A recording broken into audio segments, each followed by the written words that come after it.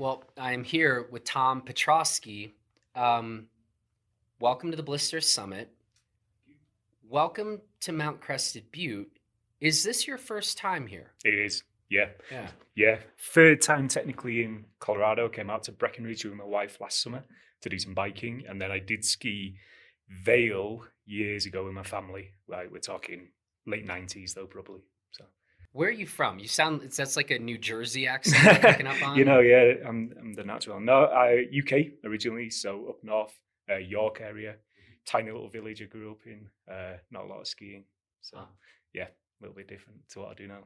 How'd you find your way into skiing? So my parents skied, so they used to go to Scotland. They always used to joke that you learn to ski in Scotland by going straight, find a patch of heather, that's how you turn. So I was always lucky that we'd go on family ski trips. We'd usually go to France, so Morsey-en-Avoria was the first place I skied. But then, yeah, very lucky that it was in a situation where they could afford to take us around. We skied a lot of Europe, we skied America, we skied Canada. Yeah, very fortunate to be able to do that growing up. So that was your experience skiing and getting into it. You spent some time in Canada, is that right? Yeah, so we went on a family holiday to Canada in 2002 this summer. I was supposed to be going off to university the following fall. I was kind of like, we were in Whistler. I was like, what? Maybe I'll leave education for 1 year. So it's funny actually as well, and this is kind of why I'm in the position now. So I went out to Whistler as a 18-year-old, applied for any rental job I could get, and was turned down by absolutely everybody. Couldn't get a job in any of Whistler. So I ended up moving to Banff. I had an amazing season there, but kind of set in my head that one day I was going to go back to Whistler and get any job I wanted in the ski industry. And did it some 8 years later. How did you do it? So did my season, came back to the UK, and some of the viewers may know the snow domes in the UK, so the indoor skiing. I was at university at the time in Leeds, and there was a snow dome just outside Leeds. So I went one evening. There's a big ski shop, Ellis Brigham. They had a help wanted sign. I applied, became a boot fitter, and boot fit for 16 years after that. So worked a lot of places in the UK, ended up going to London. Little claim to fame, I fit Prince Harry's ski boots for him, so kind of a boot fitter by royal decree. Wow, yeah. Following Royal on from boot there. fitter. Yeah, That's I wanted pretty to put good. the crown on my CV, but you have to do it for 5 years, and just missed out. But so yeah, from there, then I ended up moving back to Whistler in 2010, and yeah, applied for a position to work in the North Face retail store, and they saw my CV and instead gave me a position in the Salomon boot fitting store. So managed to kind of make my thing come true. So then spent the next, what would it be, kind of 8 to 10 years working in boot fitting in Whistler. Went for a few various shops, like worked for Whistler Blackcomb in both Salmon Store, Can Skis. Then went to a great independent Comar boot fit there for a few years. In that time, I got to know the BC rep. I asked him some questions on skis about why they were making skis in the way, kind of stumped him a little bit, and came in a week later asking if I wanted to help him out. Did that for a few more years, got to meet the guys in Seattle with K2, like went to the sales meetings and stuff. And then honestly, just randomly, my as now wife spotted a ad online for the global PLM position. I talked to a guy called Will, who used to work for K2 in marketing. He's kind of a friend of mine, and he convinced me to apply. Here I am. So yeah, been in the position now technically just about 2 years, but I had to get the visa to get into America. That took a little bit longer. So officially in America, I've been here 20 months now. So still pretty fresh to it. And living where? So just outside Seattle, we actually going to view a house. We're trying to buy a house right now, but we live in Issaquah. So I ski a lot, obviously, but I'm a mountain biker as well. Obviously in Whistler, I lived in Squamish a little while as well. So we wanted to live near like Tiger Mountain, Raging, Doofy as well. I do like to jump a bit. So that was a big part for that. We didn't want to be in the city. We're not city people, me and my wife. So yeah, that's where we are. Well done. Very good history of where you've been and the boot fitting history. um, which will probably be interesting and relevant as we sort of get into the business here to talk about some of these K2 boots that we have going. So, where do you want to start here? Well, let's start with dispatch because that's kind of the big new category for us as K2 Boots. We're a new brand. We're the new kids on the block. We've only been doing this 10 years, and admittedly, I wasn't there 10 years ago. I'm sure a few people have memories of the original Pinnacles and the Spire boots, and they maybe aren't positive in the same way. I feel it really turned around with what they did with Recon, and following that up with Mindbender, the new BFC that launched this past year using that stuff. So we've always done very well at kind of that all-mountain, free-ridey type of boot. But the Mindbender, yeah, it's got walk mode on it, yeah, it's got the tech inserts. It's by no means a touring boot. The thing weighs like 1,800 grams in the top model, and it's not the most efficient boot. It's a true free-ride boot, so it's one that you're going to ski aggressively in bounds. You're going to do short tours on it, but you're certainly not going to be doing like the Hoota route or anything like that in that style of boot. So we wanted to get into making more of a what we're calling a free touring boot. Obviously, the ski guys, Jed, they were working on the Dispatch skis. We wanted a boot that was going to complement it. We obviously have the Wayback skis as well. And we never quite wanted to go that direction. The Wayback is much, much lighter for people who know, and it really would kind of match up with the boot that's perhaps more around 1,000 to 1,200 gram mark. We wanted something that was going to be more so, I call it North American touring, because it's more that guy who, he still wants to get out there, get some ascending in there, but he wants to ski, basically. And this was one of the key factors we had for these boots. When we set out developing them originally, we had our benchmarks basically that we were looking for, and we set out the numbers. Like we had obviously a weight goal, a range of motion goal, and I don't want to say we didn't get them, but I feel where we ended up was almost better. We didn't pigeonhole ourselves to say we've got to get the boot to this weight. We went a little bit heavier because we felt it was necessary to get the boots to ski the way that we wanted them to do. They're still incredibly efficient uphill, but you'll really notice when you get them on downhill, they will drive some big wide skis, like they'll be able to do the Dispatch 120, no problem. But coming in between 1,450 and 1,525 grams in the men's, 1,390, 14-ish for the women's.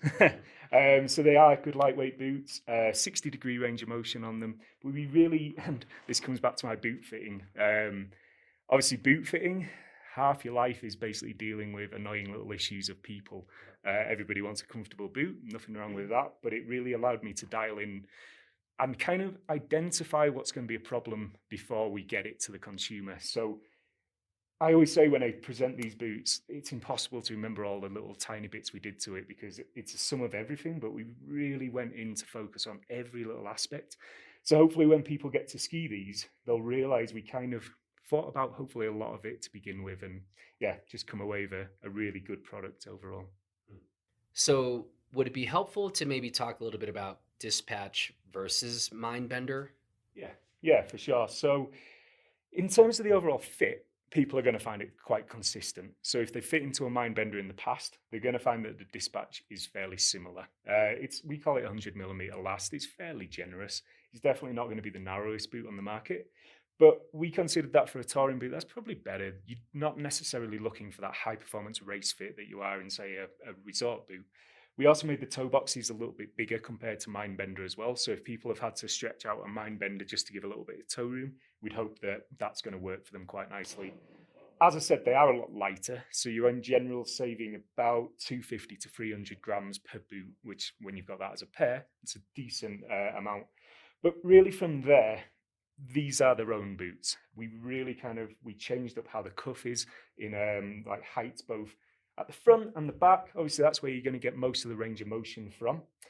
We are still using the bar style walk mode on the back, but we did try to simplify it a little bit compared to Mindbender. If anybody's worked on a Mindbender to get the forward lean adjustment, you have to change the little piece on the back. There's a nut plate in the back you have to spin around. It's great because it's got a huge range of motion, but it's definitely not user friendly.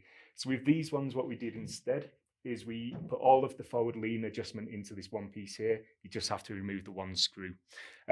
Getting that adjustment into there was key for us, though. We didn't want to make a boot that you couldn't still do all the same stuff that you would do a Mindbender or a Recon. So on the Pro, everything's screwed on. still fully heat moldable. Boot fitters are going to be able to go in and do everything that they do to like a resort boot to this boot. And that was key for me. I wanted this to be a boot fitter friendly boot.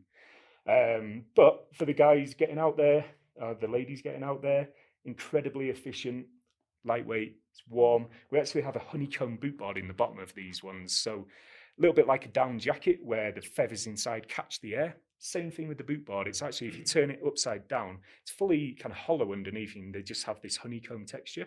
So the warmth from the foot is going to penetrate through the boot board and keep it a nice kind of constant environment in the boot. So said we really kind of went into the details here and there's a lot going on. Yeah. Maybe we now back up a little bit and just talk a bit more about sizes, different options in this batch, flex pattern options or flex rating options, I should say. Totally, yeah. This was something funny actually that I found when I started in this role. Marketing would come to me and they'd be like, all right, so who is this boot for? Who's the Recon for? I'm like, okay, well, which flex? Because the person buying a Recon 130, for example, is very different than who's buying a Recon 90. So I always thought kind of getting that core consumer for a range of boots is a bit dumb. You really want to go in a bit further and identify the models themselves and think, all right, who's going to buy this? So that's the way I went with these ones. For men, we have the Pro, which is the green one here. That's going to be the stiffest at 130 flex. Below there, we've got the LT. LT is kind of our name for light. So that's going to be the lightest one in the lineup. And so that's in men's and women's. And then the base model of the Dispatch is our one. I hate to call it the price point boot. It's the cheapest in the lineup, but it's almost the most exciting, I think, as well. I kind of went into it, and the person buying that model, they're getting into backcountry probably for the first time. They've gone out, they bought new skis, new bindings, maybe an airbag. They've spent a ton of money, so they're perhaps not wanting to jump in and spend like a $900 boot. But they're also probably coming from a resort boot as well. And a lot of these boots where we're using like P-backs compared to TPU, they feel a little bit different. So on the base models, what we did was we keep the P-backs lower because it does save the weight and it's very consistent in flex. But we actually use the TPU cuff because the TPU cuff is where you'll get a lot of the sensation when you're actually skiing the boot, but it feels more like an alpine boot. So for those people getting into touring boot for the first time, the boot's going to be very consistent to what they've done in the past, and it won't be such a kind of shock for them. And then also as they get more into it, they're either going to go down looking to save some weight, so then you'd be into the LT model, or they might be like, I really like this, but I want to ski even harder, so they're going to be looking for the Pro. So 3 very different consumers, and yeah, there's a boot for each of them. One thing I will add as well is our flexes, so 130, 120, 110. Same for men and women. We didn't make the women's any softer. So the Dispatch LT for men is 120. Same for women as well. Size ranges? Size range, so 22.5 to 27.5 for the women's, and it's a true 22. And for men, we do 24 to 30. So, yeah. It's so funny. I'm hearing the term more sort of this year and in the summit, true 22. Yeah. Maybe just say a word about that, because I'm not sure if everybody kind of will know exactly what that means or why we're saying true 22. Yeah, I probably got this from Matty Manza listening to your podcast with him. But when I say a true 22, it means that we've graded the shell down consistently, like we do every other size, down to a 22. In not many cases, but there are cases out there where a brand's 22 boot is actually a 23, and it will have a 23 shell. 23 shell, sorry, yes, with usually a 22 liner inside and maybe some kind of wedge at the end. So that's okay, but it's not a true 22. It's a 23 shell, and people may not know, but on average, or for us anyway, as you go up one size, the shell is going to get in the last, for example, 2 millimeters wider. So when we're saying this is 100, we're saying that in a 26. In a 30, that's actually going to be 108, and it's the same way going down. So doing a 23 as a 22 is kind of a disservice to that customer because they're not truly getting the boot that they could be getting. Yeah. Bouncing back maybe to the Dispatch Pro, talk a little bit about some of the features going on with that boot. I'm going to pick it up because I like to play with these. So there's a lot going on, as I've said. Obviously, one of the most visual kind of aspects to this is probably going to be the boa liner. So all of the liners in the other models, they still have the traditional lace up. We wanted to do something a little bit different and arguably a little bit better on the Pro. So it's a boa liner. It's going to go down the shin and just into the kind of the instep area. It's got a few advantages, I believe. Like, I've always used lace-up liners. Like, I'm a big one for using a foam injection liner. I've always added laces to them. The problem I always had, though, is that you do the liner up in the morning, you tie it all up. You do the shell up, you can't readjust the lacing. If you want it a little bit tighter, you've kind of got to undo everything. Not the case with the boa. So the nice thing is you can do it up when you get out of the car, you walk into the lift, do the shell up at the top or the bottom, wherever you are, and then you can still fine-tune that boa throughout the day. So if you're skiing something, you just want that ultimate tight fit, you can just crank it up without having to go in and adjust the laces. So really cool. Another thing you'll see on the back of the liner is we have this kind of honeycomb texture pad print, and it's actually designed to be a little bit sticky. So it's interacting with the shell. So obviously when you're touring up and you've got the boot a little bit looser, a lot of times either your foot's going to slip inside the liner or the liner's going to slip inside the shell. Yeah. The boa is going to help keep the foot still, and then the sticky pad on the liner is going to keep the liner still inside. So we really think we've come up with a solution whereby you can have the boot loose, but it's a really dialed in, good kind of fit overall. Couple of other little features, consistent to everything. We use an actual Dynafit tech inserts on these ones. There isn't a standard, but Dynafit's as close to a standard as you're going to get. So we went with that. And then we've got a Vibram sole as well. So it's 9523. So one of the banes of my life is all the different ISO specs for these, but 9523 basically means that it will still work with a multi-norm compatible binding. So things like the Marker ID series, the Wardens from Salomon. There's a lot of bindings out there now that this will work with. So if somebody's wanting to get this boot to be both their kind of backcountry boot, but also a little bit in bounds, there are plenty of alpine bindings that it's going to work for. So yeah, that was a big part. We didn't want to go for the full-on rockered sole because we do see these as boots that can be used in resort just as much as they can be kind of backcountry. Yeah. Well done. That was helpful. I'm looking at this last boot on the table. Should we talk about that? Totally. This is my little pet project. So. Huh. Okay. How did this become your pet project? Yeah. So this, before I was even kind of in Seattle, I'd come up with the concept for this boot. I wanted to add a tech insert to the toe. I ski shift bindings. You don't need, there's a lot of people out there who don't need a heel insert in the back for the new kind of bindings. Kingpins, dukes, shifts, cast, which is becoming much bigger. So I wanted to make a boot that's got the tech insert in the toe, but it didn't have a walk mode. Like I say, I lived in Whistler for a long time, and I would be that guy who would be doing park laps in the morning, but then meet up with a buddy and go do a DOA lap. So I'd have a ski that could do both of that, but I wouldn't necessarily have a boot that could do both of it. So the Recon Team, which it is there, was kind of my idea to make the ultimate free ride boot. So you can take this boot anywhere. It's a 140 flex, so it is pretty stiff. Has a power plate in the front, which is a bit like the old Nordica or Salomon race plates. So you can adjust both the height in the front of the cuff. So if you want it a little bit taller, you can move it up. You can also move it more kind of to the inside as well. So if you move it more in, you're going to get a little bit more power transfer to the edge of the ski. So just makes the cuff a bit more adjustable there. It's got a new booster strap as well. So Booster, their patent has expired, and it allowed us to come in and make our own, basically. So me and Austin, who's the head engineer, we were testing these, and we got Booster's race and the World Cup. We wanted something in between, basically. We thought that the World Cup was possibly a bit too much for kind of everyday consumers, that if they wanted that, they can put that on. So we fine-tuned ours to be somewhere in the middle there. But the nice thing with it is we're able to go in and add more, basically. So it's the first year, so we're going to kind of assess it for 1 year, but I kind of see it that I'll fine tune them for the flex of the boot. So the team in 140 maybe will move. Right now it's 3 layers in the back. Maybe that'll move up to 4, maybe 5. The women's in comparison, maybe I'll keep that a little bit softer, but potentially we could even be selling aftermarket ones of different flexes as well, so you can really fine tune the boot.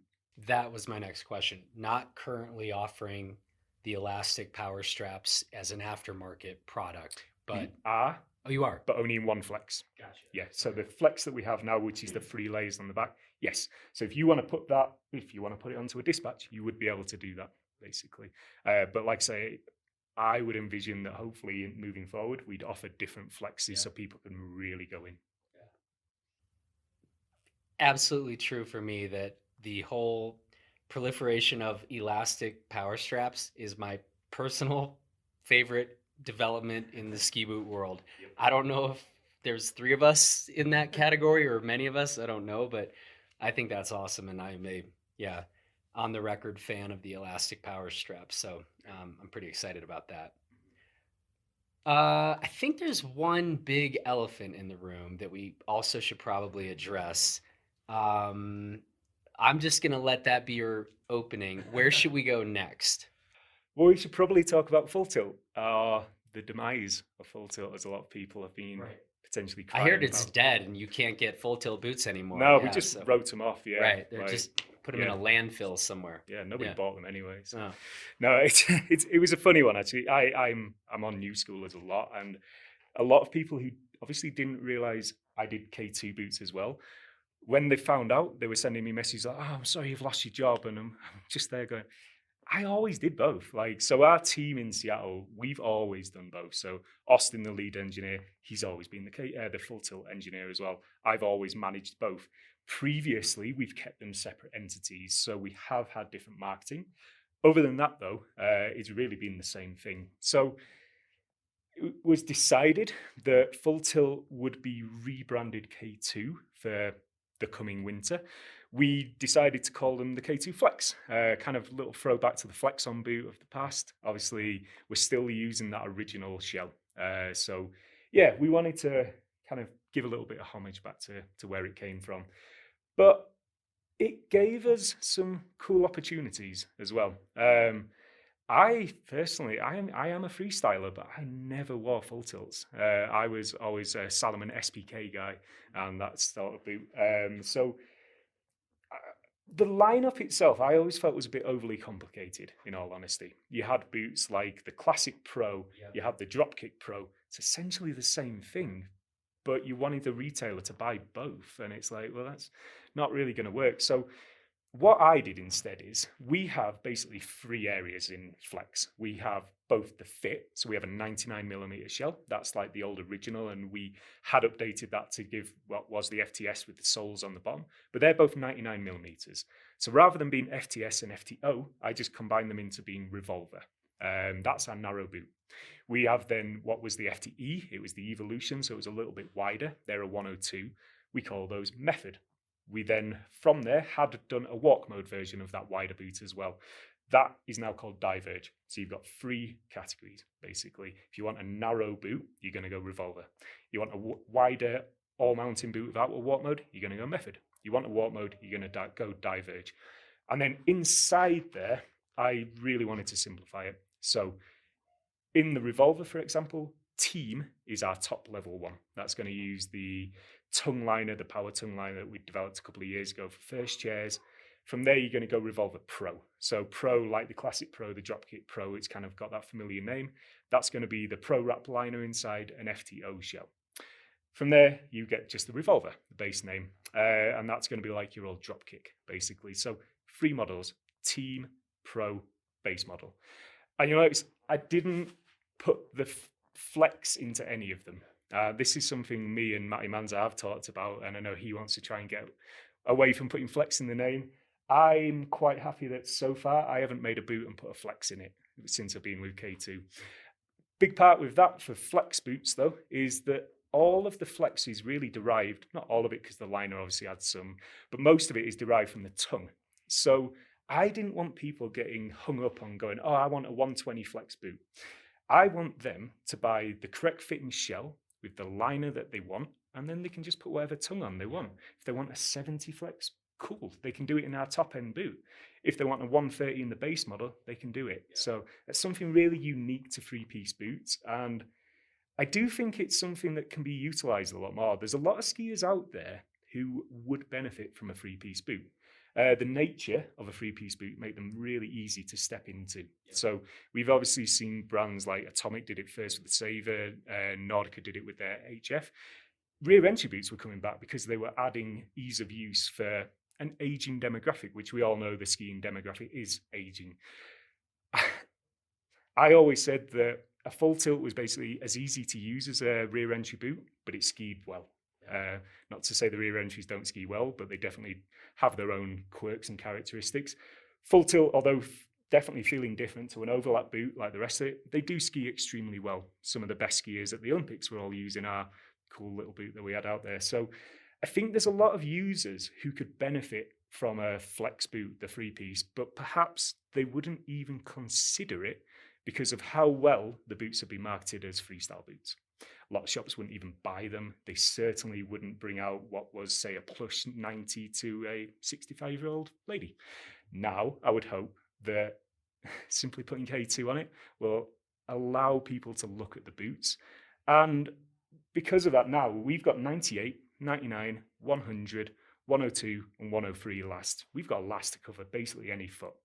We've got a flex option for any foot as well. So I really think that hopefully any retailer buying K2 boots is going to be able to offer something that will work for every customer. We don't do a race boot, but that is a small part of the market. So everybody else, hopefully we've got a boot that's going to work for them now. I know, and I think I get it, why a number of people were really upset to see the full tilt name go away. And I love to be outspoken on this stuff when I'm like, that was a dumb move, just leave it what it was. I actually think this just makes a lot of sense. While there are those devoted full tilt users, I still do actually think there were a number of people who just would have said, I don't think that brand's for me. And I think now it actually is pretty compelling.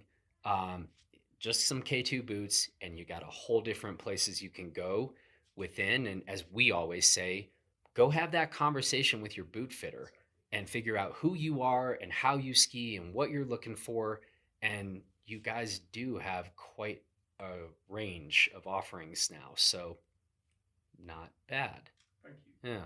It was definitely rather stressful. Yeah. And I had exactly the same thought when I first was told that, why are we doing this? Yeah. The brand was doing okay. Yeah. I will admit I was wrong. It's worked. So yeah, I will take my hat off to the team who made that decision. Hey, appreciate the time, man. This was cool. Good getting a rundown of the new dispatch and an overview of all the K2 boots, and you know, obviously, most importantly, cool about the elastic power straps. There you go. Yeah. Cheers. Well, looking forward to skiing the next couple of days and getting out on this mountain. And it's cool having you here in Mount Crested Butte. So, you know, again, welcome, and we're glad you're here. Yeah, no, thank you. This event has been awesome. Looking forward to next year's already, and we'll bring a few more boots next year. All right, deal.